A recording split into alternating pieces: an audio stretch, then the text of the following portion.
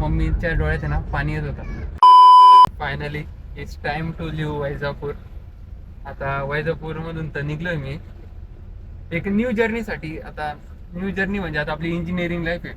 घरच्यांनी सोडलं, bye bye बी केलं की मी एवढे दिवस घरी होतो. आता आठवण तर येणारच आहे तसं. पण आता माझी बस आहे ए सी बसमध्ये. मी तर नॉन ए सी बाई, ए सी बसमध्ये मी किती घेऊन ठेवतो कारण की ए सीची सवय नाही मला.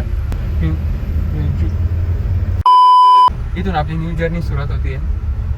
मला आहे ना ब्लॉगिंग करू, आपण फुल ब्लॉगिंग करू, फुल एन्जॉय करू.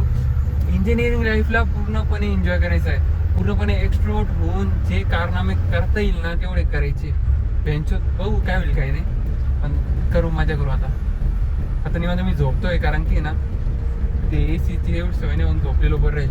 मग त्यामुळे आपण भेटू पुढच्या पार्टमध्ये.